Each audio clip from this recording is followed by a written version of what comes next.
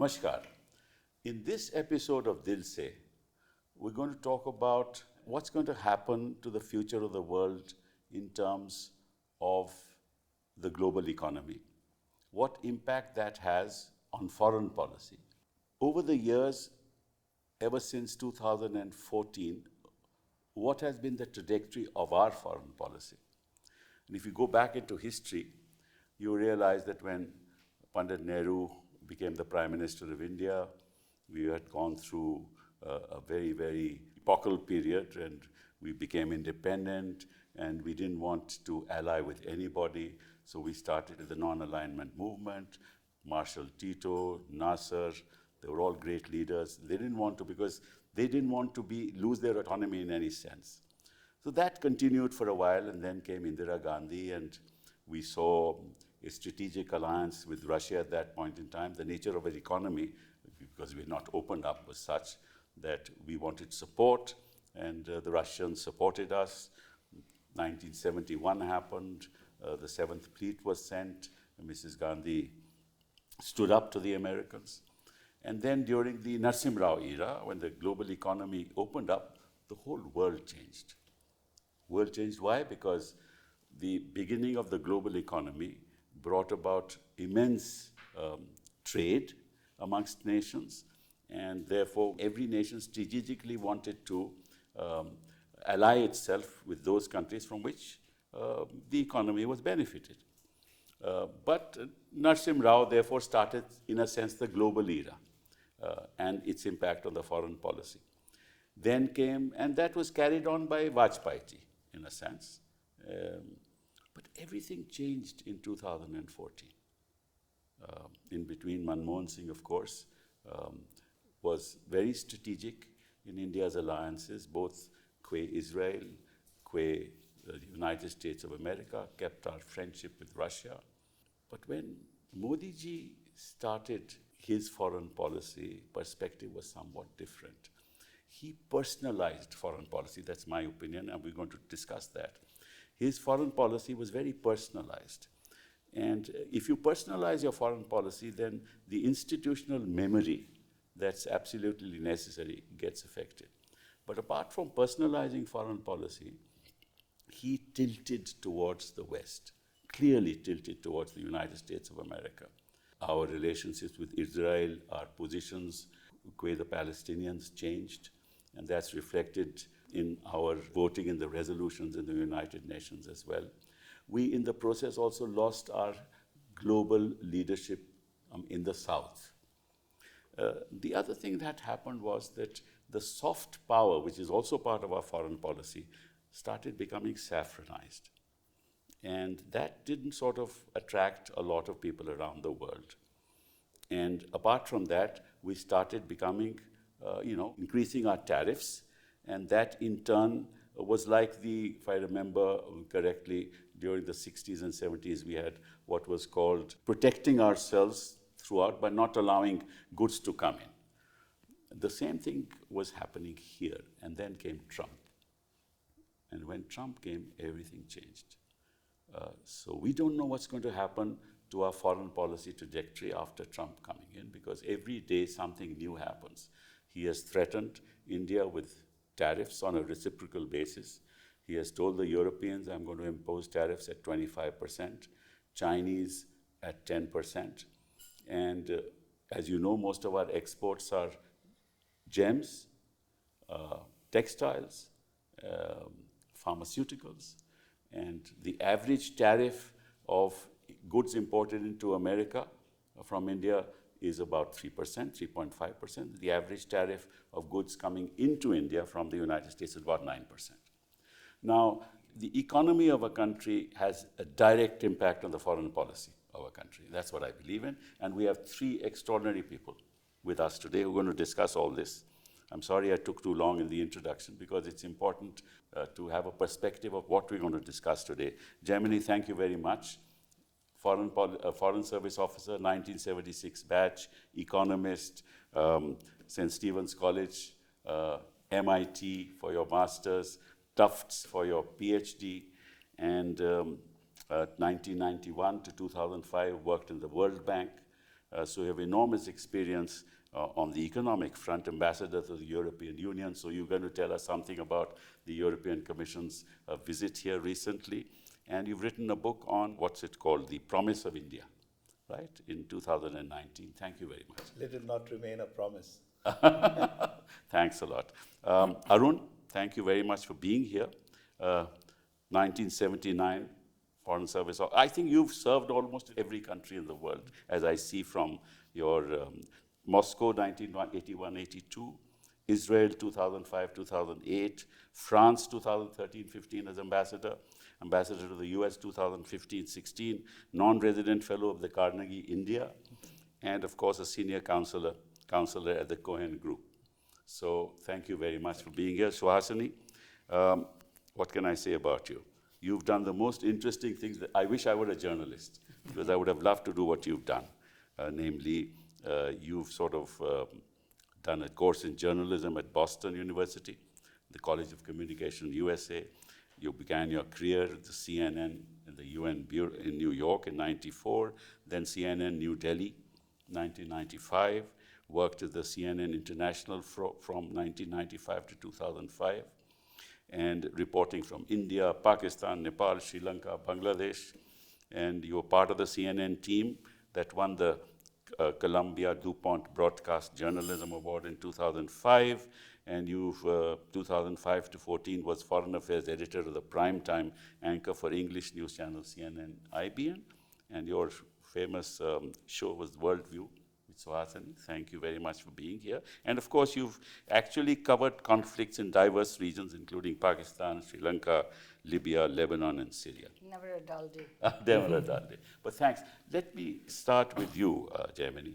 To what extent the foreign policy of a country related to the economy and the economic relations between a nation and the rest of the world? I'll first say it should be, pardon me, intimately linked.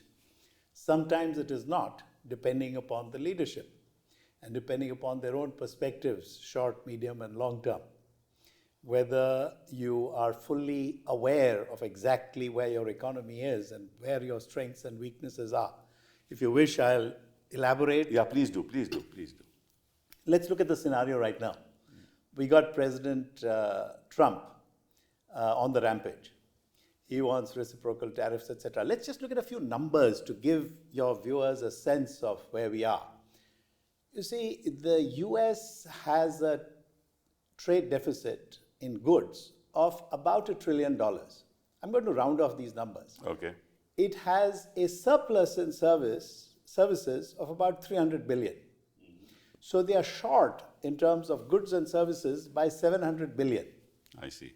Now, this is what bothers Trump, because he feels, because the deficit is much more on the manufacturing side, and that's where there is employment. Mm-hmm. While on the services side, while they have a surplus, of course, with India it's roughly the same. And with us, they have a deficit of 40 billion. You think about it, $1 trillion of trade deficit with the world as a whole. With us, it is 40 billion. So it's a very small amount. Mm-hmm. So in terms of our own take on where to go forward on this, will obviously have a lot to do with what President Trump does to us or with us, or how he goes about things. We are right now told by the media that there will be some negotiation on an India-US trade deal, which should be done by fall or by the end of 2025. I'm not sure how you will achieve it on used cars. But already he has told us you have to buy oil from us, you have to buy gas from us. Absolutely. Right? That impacts us economically. Absolutely. And to that extent, your foreign policy. Because then to that extent that you buy more from US, you'll have to buy less from others. Correct. Well, of course, we have a projection in terms of our demand. It's obviously going to keep going up. But relatively, in proportion-wise, if we buy more from US, it'll have to be from third countries, because the cost of transportation will be too high. You can work out some third country deal that you buy from so-and-so, but it's credited to the US It's like how the Soviet Union used to And provide. what about our exports? I was talking about gems and jewelry. I was talking about No, textiles. our exports, are not, the highest number is not gems and jewelry. The No, highest, its number is is- pharmaceuticals, I thought. no, it is not. The highest number still is clothes, bedding, Textiles. etc. Is broadly related to the textile part. It's about 13 billion last year, So if 2020. he raises tariff there, then Bangladesh and others will get the benefit, no? They already get the benefit of the GSP, which we don't get. Because he withdrew that in the first term. Yes. That's right. And the next thing is pharma, as you rightly Yes. said. But the third thing, it's counterintuitive, is all bunch of electrical items at relatively lower levels of, should we say, technology. The US sells us, and I'll stop there because others should also come in. You'll be interested to know, sells us about 4 billion worth of nuclear engineering related materials and equipment. Now, Westinghouse, you talked about foreign policy. What I would think this country should do is, this is one area we can work profitably with the US. You remember the 2008 123 agreement was nullified more or less by the 2010 legislation based on the Bhopal gas tragedy and so on. We have put all kinds of reparations on those who provide us with equipment. So I would think that one area where we could profitably work, because we have the 123 agreement, so there is no bar. So Westinghouse sells a lot of stuff in Europe, which we could profitably take. One little line and then I'll stop. You're an expert in economics, so you're saying all this because of the economic point of view. That's right. Yeah, but you know, if you read Anil Kakotkar's article That's right. on the nuclear aspect of it, he says we don't need these kind of big nuclear plants at all. We need smaller reactors, and we need plutonium, which we have enough of, and we should use that instead of buying this stuff from the Americans. That's what Kakotkar said. Well, I'm not suggesting that what I'm saying is in any way different from what Kakotkar is saying. Kakotkar is talking in a specific context as to where we are. But one needs to take things that are said by Department of Atomic Energy people, past and present, because in 1986, I was in the Department of Atomic Energy. I succeeded Shiv Shankar Menon, and Dr. Raja Ramanna was the chairman. And one of the things one needed to do was to look at his speeches at various places. And one mantra was 10,000 megawatt by year 2000. We are in 2025. We produce 8,000 megawatt. Okay, of let's nuclear move power. on, Arun. Enough of economics. Where is our foreign policy from 2014 to today, and how is it different from the past, and where are we heading? So I think at one level there's certainly an element of continuity. You referred to Prime Minister Nehru working towards this policy of non-alignment, and there the idea was that the smaller powers should have the capacity to take their own decisions. And now clearly the articulation has been that we want to maintain the strategic autonomy of our decision making, and that on each issue we should be able to take decisions based on our own interests. And there are indicators. For example, when the Russia-Ukraine conflict started, certainly there was an expectation in the US that maybe our positions would be closer to the US position. But the way the government articulated its policy, as I assessed, was keeping in mind the importance of India's relationship with Russia, and did not go along with the US in terms of either criticizing Russia or condemning Russia. And eventually it was the US leadership, the Secretary of State Tony Blinken, saying that we understand India's compulsions related to Russia, and That's why we abstained in the 2024 recent. Every, February so we abstained. 25 votes at the UN, we've abstained in We all have of them. abstained in all of those. And so the Americans eventually accepted that we had certain commitments related Also to in Russia. our oil exports, they accepted we were buying oil in Indian rupees from the Russians. They accepted that also. But that doesn't give us strategic autonomy, according to me. No, so I think there was a clear signal that we will be taking decisions based on our interests. Now, based on the point you made about the convergence of economic interests and how it impacts foreign policy, now today, if we are to see, for good or bad, in terms of our comprehensive national interests, clearly the most important partner is the United States. Now, there are challenges. It's our largest trading partner.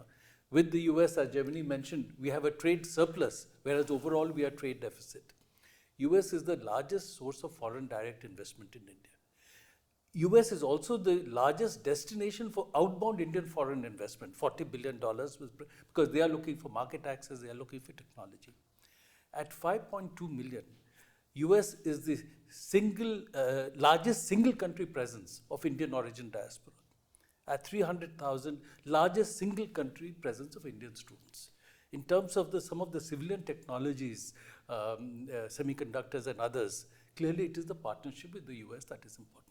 So from that perspective, US is an important partner. Now the challenge is that there are many other areas where we don't have a convergence of interest with the United States, because every country takes decisions based on its own interest or the political compulsions of its leaders, and it will not always harmonize. Don't you think that we have tilted towards the United States in these years from 2014 onwards? No, that has moved away, that the continuity in foreign policy was not actually embraced by I would us. not say 2000. If you take, for example, We Prime like Minister to- Manmohan in Singh. Our position on Israel, our position on the Palestinians is completely different. So I think there has perhaps been some change on the Israel-Palestine issue, but not on the global issues.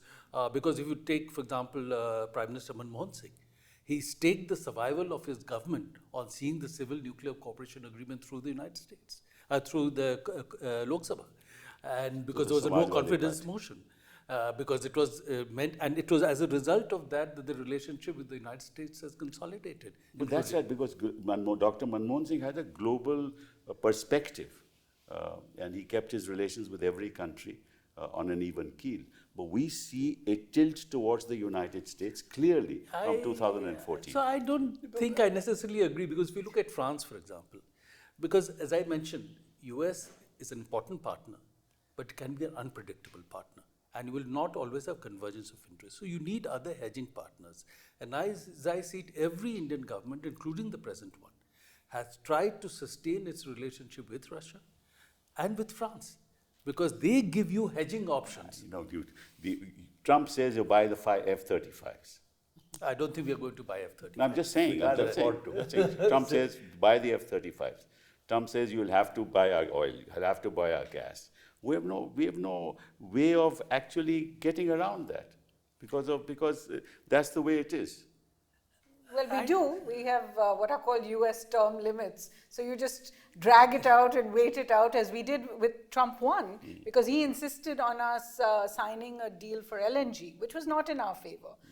We announced an MOU. We announced another MOU. It was made a big deal of at the Howdy Modi event in Houston.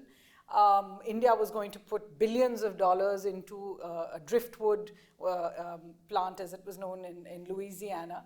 But when Mr. Trump lost power, the MOU just went away. So India does have that going for it, that if you wait it out enough. I think the point, perhaps, if I could just pick up from what Ambassador Arun Singh is saying, is that maybe there was an attempt to move closer to the US. Maybe there was, definitely when Mr. Modi said in the US Congress that we have shrugged off the hesitations of history, in a sense trying to say that India is no longer worried about being seen as close to the US. There was that in mind. But over the next few years, I think there has been a realization even within this government that actually there is a safety in the strategic autonomy argument, that there is a safety in non-alignment, that they can actually use to India's benefit and to their own in a certain sense. After all, in 2017, Mr. Trump insisted that India should cut off its most vital source of oil. Iran used to be 12% of Indian oil. It was sweet oil. It was cheap oil. It came from very close by, and our refineries were made for it. Correct. But Mr. Trump sent Nikki Haley here, who announced publicly that India must change its policy on Iran. And lo and behold, the government caved. The government gave in and agreed to zero out Iranian oil. This was to our detriment. When Trump said give up Venezuelan oil, we gave it up as well. It was seen as in India's larger interests, but in fact, you notice that by the time the Russia-Ukraine war happened and America said zero out American oil, also it was a Biden administration, so perhaps not the same kind of worry and deterrent coming from them, the government stuck its feet in and didn't just not zero out, they actually increased from 0.5% of the oil to 40% at one point of time. So I think what's happening is a kind of maybe grudging realization that perhaps some of these, what I think External Affairs Minister Jaishankar has once referred to as shibboleths of the past, I'm not sure that they are still feeling that these are necessarily bad things. No, that's true. I don't dispute that. But considering that Trump is not giving any negotiating space to countries around, I'm not talking just about India, to the Europeans. Sure. And it's going to be difficult to have a trade agreement in these circumstances because we don't know, because the next thing they'd want is agriculture. Yes. Agricultural goods to be exported here. We have not opened our markets. We have not opened our markets. It's going to be difficult. It's going to be a very difficult thing. And think about it, we have just... Meat products, this is what he wants, meat products to be sent here.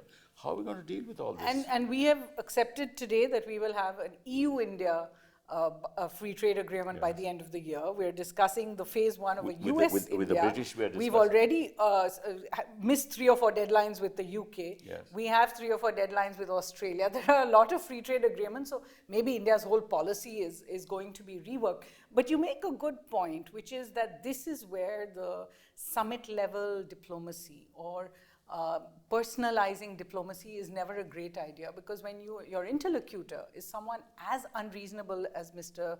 Donald Trump, then it does not help to make negotiations just a man-to-man kind of thing. And that's where you are right, that now we are dealing with a situation where Mr. Trump doesn't spare anyone their blushes. He says what he feels like. We know that our Prime Minister does not like to face press conferences, and yet Mr. Trump threw him into 2 different press conferences and opened him up to all kinds of questions he wouldn't otherwise have answered. There's a certain discourteous manner in which he speaks about India consistently. The fact that he announced the reciprocal taxes against India not an hour before he was going to meet Prime Minister Modi, or that he's talking about taking off the Chabahar waiver for India, which is important, or the way Indians were sent back on military planes. Yeah. I know. We didn't have the courage. We didn't have the courage to say that's not acceptable to us. Mr. Sibal, courage comes from strength. And I'm not going to get into where the Indian economy is, because you'll say again, you're talking too much economics. So you don't have to look only at today's stock market crash. There are various things happening in the Indian economy which do not allow us to, let alone flex our muscles in the international front. But I want to go back to your earlier point that somehow there was some kind of greater autonomy. You remember the 60s, PL 480, etc., and so on, Lyndon B. Johnson and what happened and so on. So Green Revolution took care of some of that. But the world has moved. But the relative size of India's economy hasn't changed all that much. The absolute, yes. But China in the meantime has grown so much. So when you're looking at the world today, the 3 poles are the US, Russia, China. Russia not because of the size of its economy or how it has handled its economy, it's far too dependent on fossil fuels, but because of technology. The S-400 missile defense system has been bought not just by us, but also the Chinese. So you can imagine that, and our nuclear-powered submarines are provided by the Russians. So we have not changed those basic... No, we can't. Because they supply us all the defense equipment. Most of it is supplied by them, so we can't change. Exactly. And we want the S-400s. Exactly. Yeah. And we have got some early but the proximity of Russia and China, I'll come to you on that. The proximity of Russia and China has made it more difficult for us. So one of the reasons why I think we stayed the course on the Russia relationship is also because Russia, because of its isolation from the West, was getting more and more dependent on China and more interlinked. So I think there was a need for India to ensure that at least on India-China issues, Russia did not go over to China. And the sense I get is that there has been confidence in India that that was achieved. That in 2020, for example, when Galwan happened, I think Russian responses were reassuring to the Indian. That is true. So that was one element. And I think that's certainly something that India has to keep in mind. Now, while the Russia relationship is vital with defense cooperation and others, we also have to factor in that we had a certain comfort level with Russia because they didn't supply defense items to Pakistan. But in China context is different. The Chinese defense capacity and defense industrial base has been built up initially with Russian But I support. thought Russians were now talking to Pakistan on supply. Also. But no major supplies. Helicopters. But no yes. major You're supplies. right, So you're that's changed. But our concern is, and today our concern is more China. And now the Chinese have been supplying Russia's defense industrial base. See So where it's we a- are, and I'll just carry forward that dialogue with you. See where we are. We have no real clout with our neighbors anymore. Let's see where we are today. We have no real clout with the neighbors. Our relationship with the US is, changing radically. The Europeans are going to be very hurt. The Europeans are going to look for markets in India. We don't know how that is going to happen. We've lost the leadership of the global South. Right? We've lost the leadership. We are no longer leaders of the global South. That's my belief. Trump says if you're going to do anything to the dollar, if BRICS does anything for a currency that we said yes, we agree to that, suddenly Jaishankar in Doha said no, we want to trade in dollars, right? So that's the kind of thing that's happening around the world. Where do we stand as a country in terms of the clout of our foreign policy? So some areas where perhaps I don't necessarily agree is I think But that's why BRICS, the discussion. the BRICS was never really working for a non-dollar common currency. It was dealing with national. They were floating. China has become But the I main don't player. think India would have been comfortable with that. But they were talking But about... they said we agreed. We made a public statement. Yes, we are agreeable to that. And so... The mechanics of that are not that easy. But please, Yeah, after no, you. absolutely. So that's one. I think in terms of leadership of the global South, clearly India is still making some effort, and you saw what India did in the context of the G20. And no other country has convened meetings of the global South that India has. Now, to what extent it sustains, we'll have to watch. But I think one thing that's happening, and in terms of the impact on the neighbors, I think it's a reflection of what Jaimini said. In 1980, China's GDP was the same as India's GDP. Today, the GDP is 5 times India's GDP. No, correct. Now, with that, they have expanded outwards. And so, as we are hedging in our foreign policy to maintain our autonomy, our neighbors are hedging against us and using China. So, that's an inevitable impact. But I think one thing that's happening, which we should watch, is that there is a certain emphasis now being placed in partnerships in critical and emerging technologies, because they are going to define nature of work, nature of living. You're far behind there. But we are getting into those partnerships, and one thing that's helping us, that the US, despite all the unpredictability, and despite whatever they may do with China, with Elon Musk and others around Trump, they believe that they are in deep technological competition with China, and China is the only country with the intent and capability to replace the US in the international system. And they still want to maintain US primacy, whatever else they may do. And they have come to accept, and most leading US companies, that for them to win the technology competition with China, they need the partnership with India and 1.4 billion people. So you have 1,700 global capability centers here doing cutting-edge R&D and technology development work. So that gives us a peg to leverage our relevance in the coming I hope period. you're successful, but what's your response to the issues that are raised? Well, these are the issues of the moment. I think there is a broader context in which India's foreign policy works, and there's a reason why it has worked this way for, I would say, not just the decades of since our independence, but in a sense who India has been through the ages. And that is both history and geography. Right. The history is the goodwill that India has always had, this sense that we have as Indians that we don't aggress on others, that we don't try to push territorial boundaries on others. That has led to a real reservoir of goodwill for India, and I think that's why so many countries still want to deal with us, even when they have other differences with us. The second, I think, is our geography. Where you stand, you were asking, where do you stand? I would say where do you stand is about where you sit. And we sit in a place where all our continental neighbors, if you just go upwards, all our continental neighbors are not in the America camp. All the way up to Russia on one side and China on the other. And our two biggest threats, our security threats and the challenges, and for the foreseeable future, the place where our military resources will be concentrated, are on 3,500 kilometers with China, 3,000 kilometers with Pakistan. So that is where our resources will go, not in the Indo-Pacific, not in dealing with other people's issues, but in dealing with our own continental issues. And I think the third part to all of this is the idea that India has to be some kind of a leader in its own region, or has to be a country whose neighbors are stakeholders in our success, if it is to rise. Because otherwise there will always be a ring of fire surrounding India and creating problems when you least expect it. One day it's a Bangladesh, the other day it's a Maldives, Pakistan's a constant. If we want to work around this, then we have to be stakeholders in our neighbors' success, and we have to have the neighbors feeling the same way about us. So I think in terms of these three aspects, it is very difficult for our foreign policy eventually to outreach and become some alien concept from Mars. But I think, Suhasini, the mistake we made, and this is my own perspective, you may not agree with me, the mistake we made was that we depended far too much on politics than concentrating on the economy of our country. That's correct. That is the biggest mistake we made, which means that China went far ahead of us. We just don't have the economic clout, even qua our neighbors and the rest of the world.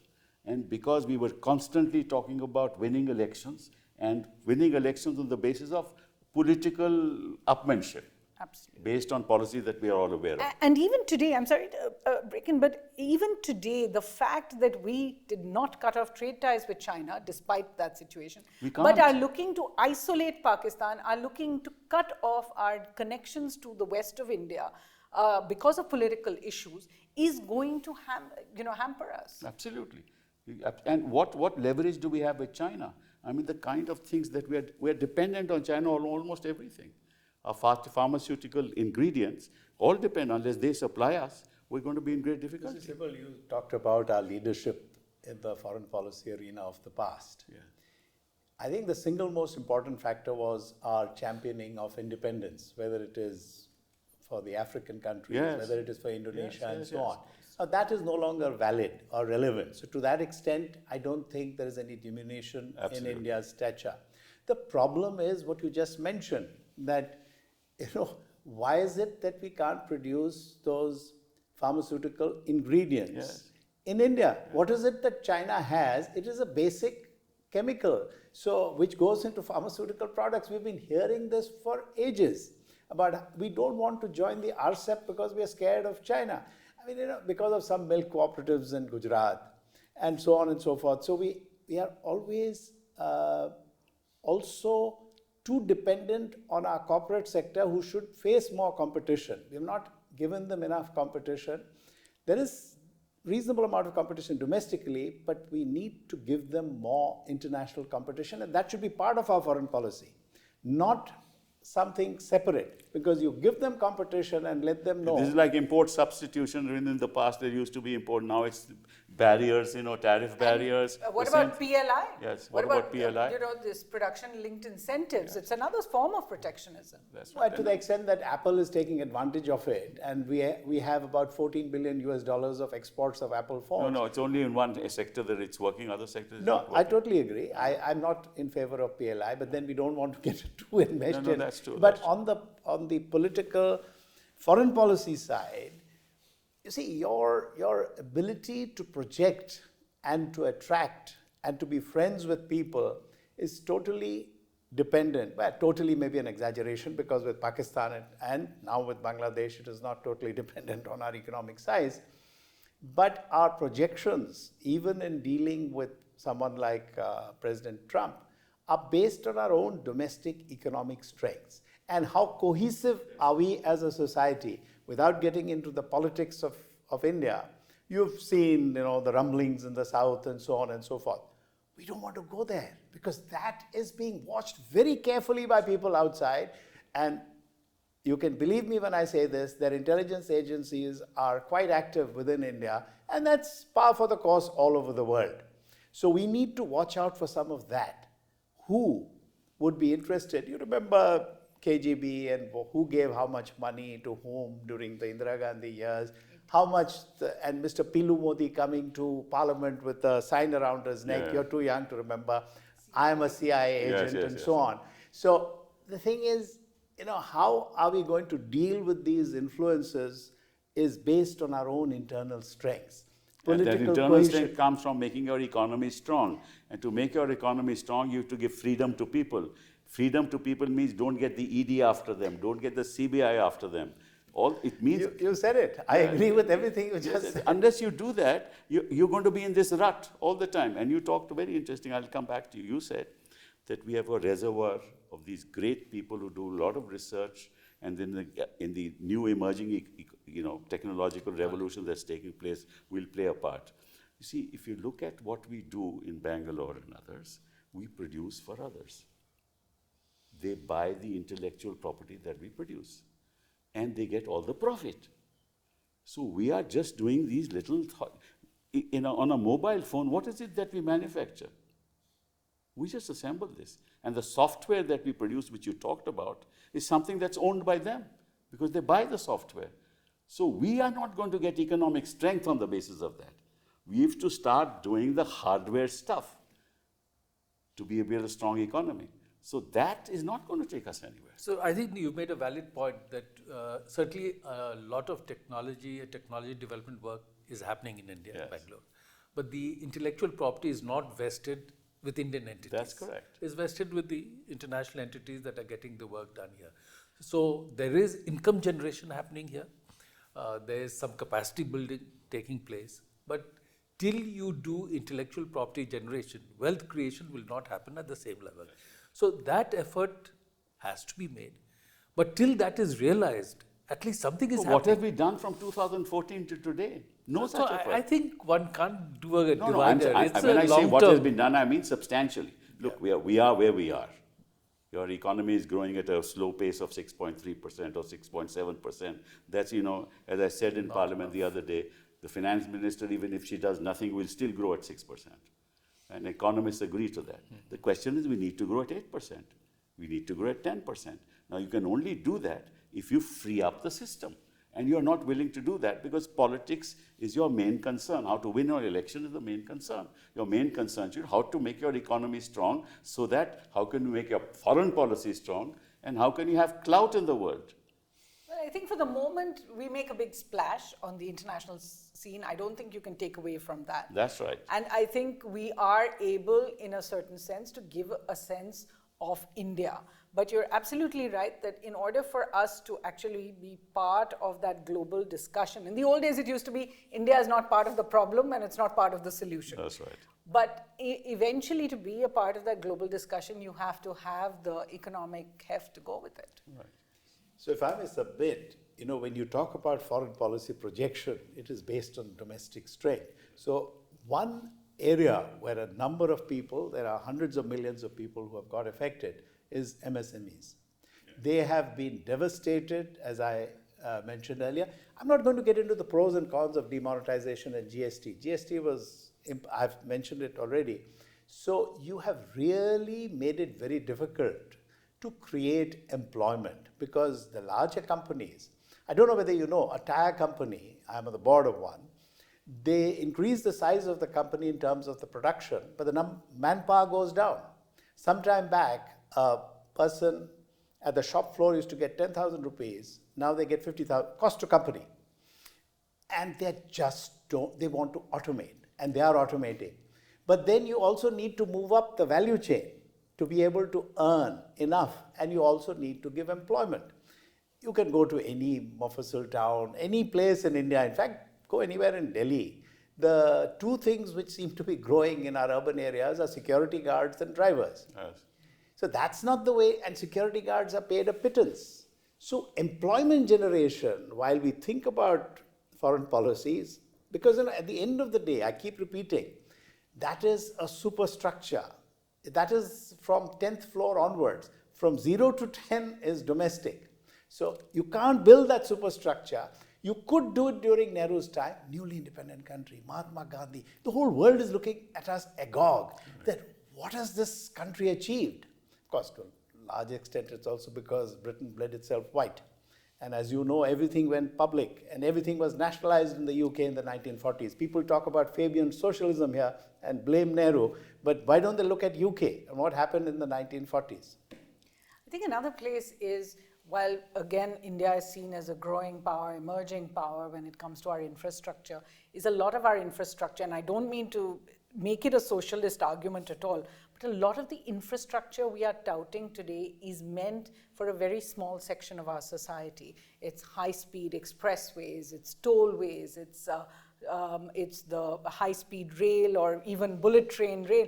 These are all meant for people, and we know from the latest economic survey that they don't even represent 5% of India. So therefore, the infrastructure push for the rest of India is in a sense suffering, and until that large mass is moved up the value chain, up the income chain, as Ambassador Bhagwati was saying, I don't think you can make the next leap, in a sense, to the high table. So if you don't create jobs, you won't have, and you don't have employment, you won't get people to have larger amount of money in their pockets.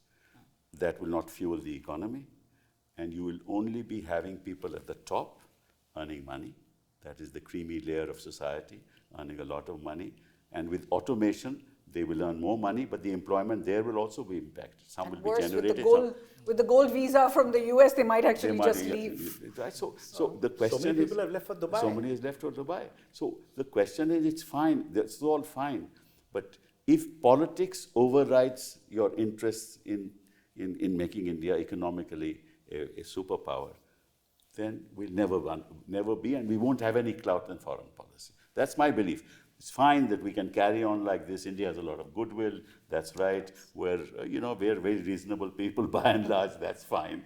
And we negotiate well with people like you. That's okay. But where does it take us? Ultimately, economic strength is critical, because I think it is through economic strength that other countries will look at you with interest, be it United States, be it the Europeans, because the Europeans are going through their own challenges.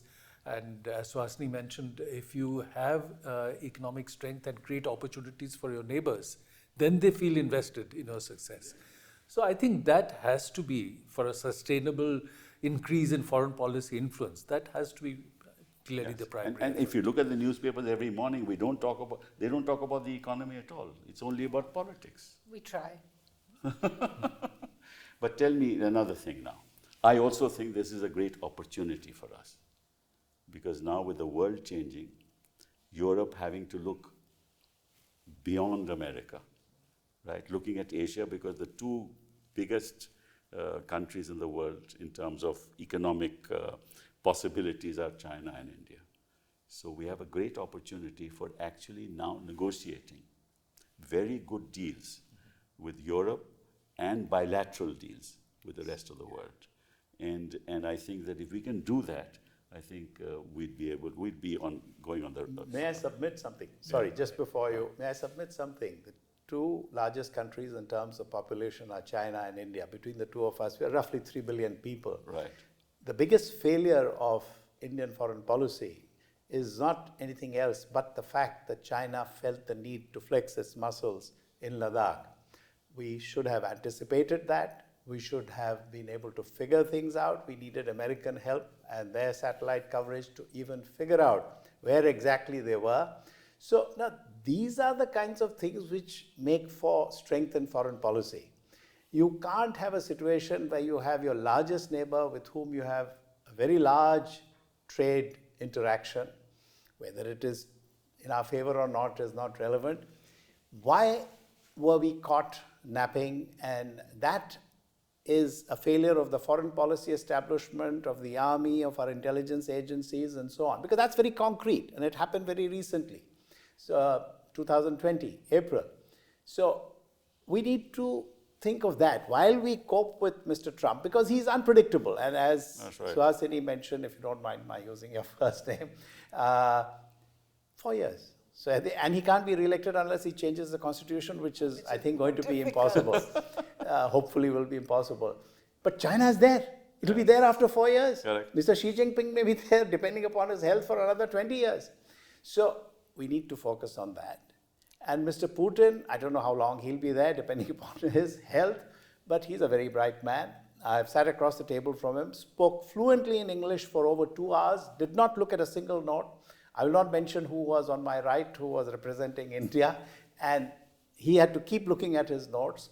So while we deal with Trump. Europe, I would be less concerned about with because they are themselves weak. They'll reach out to India. We don't have That's to. what I'm saying. So it's an opportunity for That's us. right. Because they reach out to India, it's an opportunity. But they are in grave economic trouble because I of know the that. age The profile. German economy has grown at 0.3%. No, it is the demographic profile. They need to bring in workers. We were working for a blue card with Europe. Now with the AFD, which has got 20% of the vote, No. they are not going to allow that to happen. But to their own 21%, detriment. it's 20.8. Yeah, you so might have there a it Nazi is. party in Germany I for don't think your- that's possible. The CDU. No, I know they will. The Social Democrats. But you know, will. if I could just add to that point, so we've discussed how the economy is one of the cruxes of India's foreign policy. Also the idea of, India's own strategic impulses. But I also want to add one more thing, which we sometimes disregard or see as too idealistic, which is that if India is to be seen as a counterpoint to China, we're not going to be seen as the counterpoint in terms of the market access or in terms of the liberalization, in terms of the manufacturing base that China has already built. We will be seen as a counterpoint to China because of our USP, which is made up of the fact that India is a democracy, that India is a pluralistic, secular democracy, and that it is a rule-abiding country. Right. If India stops being one of those three, we lose our USP in a certain sense. So those who want to recast India in a majoritarian mold, or those who say we need strong leadership and non-federal leadership, we need a central figure who will lead us into the future, and those who feel that India should now flex its own muscles, especially with its neighbors, take back territory that has been taken away from us. All of those ideas are actually detrimental to this idea of India that in fact makes people see us as a country. I tend to agree with what you're saying. What about you? So I think going back to a question you asked about the opportunity or the challenge. So clearly this is a moment of opportunity but also huge challenge. And challenge because after the dissolution of the Soviet Union, when US saw itself as the only global power, pushed the world for globalization of production. Now that phase of globalization of production which China benefited from is not available. And we lost out in that phase because manufacturing went to China. We got some services. And today, China GDP is 18% of global GDP, but they have 32% of global manufacturing. Right. But because of that concentration, today the mood led by the US is to reorder the supply chain. Right. So, and there will be challenges because they're talking of, US shoring, onshoring. He said if Tesla invests in India, it will be unfair to the United States, and that's what Trump said. So, but still, US can't do everything. So there'll be an element of looking for secure supply chains, trusted supply chains, friendshoring. That gives us an opportunity to plug into the reordering of supply chain, and to some extent it's happening. If you just look at semiconductors, there have been fresh US investments in semiconductors. And they're also looking at what you can do more in terms of integrating the supply chain in terms of semiconductors both in the US and India. So that creates an opportunity. So we can look at similar arrangements also with Europe, also with the UK, and that will create opportunity for us depending on how we are able to. See, how I look at it is like this, that in any case, US is number one antagonistic country is China. They will have to look towards us. And to that extent, I think they'll be willing to make concessions to us because of that relationship.